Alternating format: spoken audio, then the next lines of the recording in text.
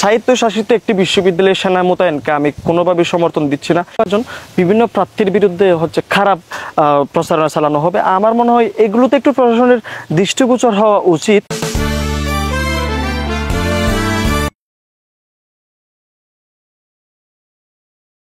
দীর্ঘ ৩৩ বছর পর জাহাঙ্গীরনগর বিশ্ববিদ্যালয়ে জাকসু নির্বাচন অনুষ্ঠিত হতে যাচ্ছে। এটি আমাদের জন্য অত্যন্ত আনন্দের। বিশ্ববিদ্যালয় ক্যাম্পাসে উৎসব মুখর পরিবেশ সৃষ্টি হয়েছে। নির্বাচন তফসিল ঘোষণার পর থেকে এখনো পর্যন্ত আমরা বিশ্ববিদ্যালয় প্রশাসনকে নিরপেক্ষ অবস্থানে দেখছি। আমরা আশা রাখবো শেষ পর্যন্ত যাতে লেভেল প্লেয়িং ফিল্ডের একটা অবস্থানে থাকে, সব রাজনৈতিক দল, স্বতন্ত্র প্রার্থী সবার জন্য যাতে একটা সমতার অবস্থানে যাতে থাকে, সবাই যাতে সমান প্রচারণায় সমান কাজে অংশগ্রহণ করতে পারে, এটাই চাওয়া। মহলগুলোতে একটা নির্দিষ্ট একটা দলের আলাদা একটা প্রভাব থাকে। যেহেতু এই বর্তমান বাংলাদেশ গণ অভ্যুত্থান পরবর্তী বাংলাদেশে জাহাঙ্গীরনগর বিশ্ববিদ্যালয়ে একক কোনো দলীয় প্রভাবকে আমরা প্রশ্রয় দিব না এবং একক কোনো দল প্রভাব বিস্তার করতে পারবে না। এখন পর্যন্ত আমরা তাদেরকে কোনো প্রভাব বিস্তার করতে দেখিনি। আমরা সামনেও চেষ্টা করব যাতে একক কোনো দল আলাদা করে প্রভাব বিস্তার করতে না পারে এবং সাধারণ শিক্ষার্থীদের যাতে অধিকারটা সুনিশ্চিতভাবে থাকে। হলগুলোতে যেখানে ভোট কেন্দ্র থাকবে ওখানে যাতে একটা নিরপেক্ষ অবস্থান থাকে, স্বচ্ছ প্রশাসন থাকে, এই হচ্ছে আমাদের চাওয়া। বিশ্ববিদ্যালয় প্রশাসন এখনো পর্যন্ত মনে হচ্ছে জাকসু নিয়ে আন্তরিক। তবে আবার শিক্ষার্থীদের সাথে আলোচনা করলে মাঝে মধ্যে মনে হয় কোনো একটা ইস্যুকে কেন্দ্র করে জাকসু না হওয়ার সম্ভাবনা থাকে। আমরা দেখেছি বিগত 2বার জাকসু নির্বাচনের তারিখ পেছানো হয়েছে, যদিও তখন নমিনেশন কনফার্ম করেনি, এখন প্রার্থীরা নমিনেশন কনফার্ম করেছে। প্রশাসনের উপর আসলে এই জায়গায় সম্পূর্ণ ভরসা আমি করতে পারতেছি না, তারা যে একেবারে জাকসু নির্বাচন করবে এই বিষয়টা আর কি।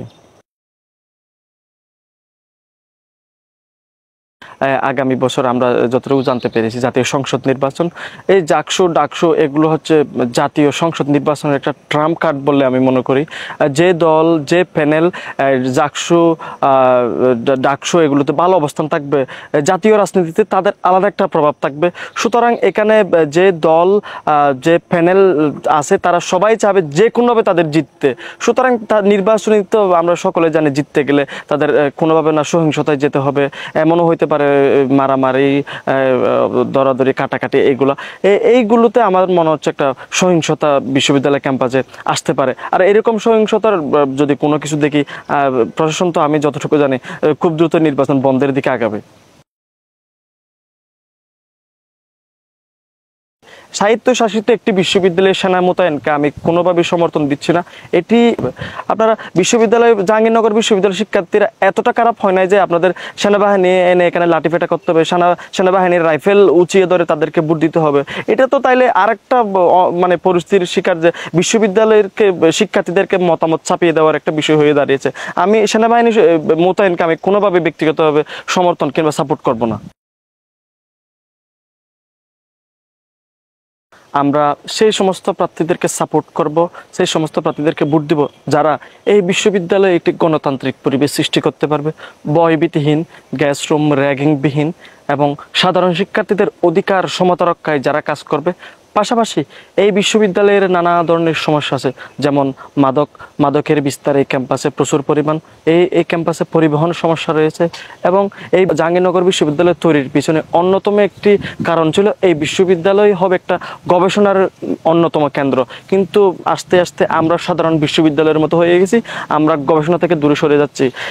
যেটা আমাদের জাকসু প্যানেল নির্বাচিত হবে, আমি মনে করি তারা প্রশাসনের সাথে কথা বলে, প্রশাসনের সাথে সহযোগিতা করে একটা শিক্ষা ও গবেষণামূলক পরিবেশ এখানে সৃষ্টি করতে পারবে এবং পাশাপাশি শিক্ষার্থীদের যে ছোটোখাটো সমস্যা, শিক্ষার্থীদের যে অধিকারের সমস্যা, বিশ্ববিদ্যালয় হলগুলোতে যে সিটের সমস্যা, এসব নিয়ে তারা কাজ করবে এবং এই কাজগুলো যারা করবে, যে প্যানেল আমাদেরকে অঙ্গীকারবদ্ধ হবে এবং যারা আমরা মনে করি যাদেরকে ভোট দিলে এই সমস্যাগুলো তারা সমাধান করতে পারবে, আমরা তাদেরকে নির্বাচিত করব। নির্বাচনকে কেন্দ্র করে প্রশাসনের যে প্রস্তুতি, এটা আসলে আমি অনেকগুলো গাফিলতি দেখেছি। যেমন এই যে পরীক্ষা রাখার বিষয়টা, যখন একটা বিশ্ববিদ্যালয়ে জাকসু নির্বাচন ঘটে, জাকসু নির্বাচন আয়োজন করা হয়, তখন তাদের মানসিকভাবে একটা নির্বাচন কেন্দ্রিক পরিবেশ সৃষ্টি হয়ে যায়। এই সময় আসলে ফাইনাল পরীক্ষা দেওয়া এটা অত্যন্ত দুঃখজনক। প্রশাসনের এই দিক দিয়ে আরও দৃষ্টিগোচর করে আমার মনে হয় পরীক্ষাগুলো আগে অথবা পেছনে নেওয়ার চেষ্টা করতে হবে। এবং পাশাপাশি আমি মনে করি শিক্ষার্থীদেরও এ বিষয়ে কথা বলা উচিত, কারণ একটা নির্বাচনী প্রচারণা, নির্বাচনী পরিবেশে পরীক্ষা দেওয়া এটা একটু কঠিন।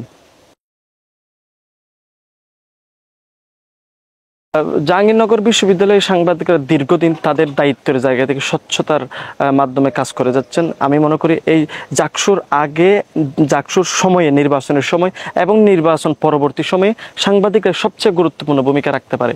যেমন নির্বাচনের আগে একটা সুন্দর নিরপেক্ষ পরিবেশ সৃষ্টিতে সাংবাদিকরা হতে পারে একজন গুরুত্বপূর্ণ পর্যবেক্ষক। তার এই নির্বাচনের ক্ষেত্রে সামাজিক যোগাযোগ মাধ্যম হবে প্রচারণার অন্যতম একটি মাধ্যম। এই সামাজিক যোগাযোগ মাধ্যমে প্রচারণায় যে বেশি এগিয়ে থাকবে, আমি মনে করি সে অনেক বেশি এগিয়ে থাকবে। কারণ ফেসবুকে আমি দেখবো, তার বক্তব্যটা শুনবো, হয়তো সরাসরি তার বক্তব্যটা নাও শোনা যেতে পারে। আমি মনে করি এক্ষেত্রে সামাজিক যোগাযোগের সাইটগুলোর মাধ্যম অত্যন্ত গুরুত্বপূর্ণ। এই বিষয়ে যারা অগ্রগতি দেখাবে তারা হয়তো এগিয়ে থাকবে। এই গুলো বিশ্ববিদ্যালয়ের নামে বেনামে অনেকগুলো বট পেজ বা ফেক আইডি, ফেক পেজ আমরা দেখতে পাই, এবং এগুলোর মাধ্যমে অনেক সময় আমরা দেখেছি বিনা অপরাধের একজন স্টুডেন্টকে এখানে মিডিয়া ট্রায়ালের মধ্যে ফেলানো হয়। এটা অত্যন্ত দুঃখজনক, বিশেষ করে যখন এই সামনে যখন জাকসু নির্বাচন, বিভিন্ন প্রার্থীর বিরুদ্ধে খারাপ প্রচারণা চালানো হবে। আমার মনে হয় এগুলোতে একটু প্রশাসনের দৃষ্টিগোচর হওয়া উচিত। অবশ্যই এটা যে প্রশাসনের হয়তো হাতে নাও থাকতে পারে, যদি নাও থাকে রাষ্ট্রীয়ভাবে রাষ্ট্রীয় বিভিন্ন সংস্থার সহযোগিতা নিয়ে এই বট আইডিগুলোর বিরুদ্ধে ব্যবস্থা নিতে পারলে আমার মনে হয় নির্বাচনী প্রচারণার ক্ষেত্রে আরও একটি নিরপেক্ষ পরিবেশ তৈরিতে সহযোগিতা করতে পারবে। জাহাঙ্গীরনগর বিশ্ববিদ্যালয়ে আমার যারা সহকর্মী, আমার যারা সিনিয়র জুনিয়র আছেন, তাদের প্রতি আমার যেটা আহ্বান থাকবে, আপনারা বিগত দিনে জাহাঙ্গীরনগর বিশ্ববিদ্যালয়কে যেভাবে তুলে ধরেছেন, যেভাবে স্বচ্ছতার সহিত কাজ করেছেন, এবং এই যে কাজের স্বচ্ছতা, এই স্বচ্ছতা ধরে রাখবেন এবং ধরে রাখার মাধ্যমে বিশ্ববিদ্যালয়ের সুষ্ঠু সুন্দর একটা নিরপেক্ষ নির্বাচন তৈরিতে, নির্বাচন পরিবেশ তৈরিতে সহযোগিতা করবেন। এবং সাংবাদিকদের প্রতি এটাই আমার আহ্বান।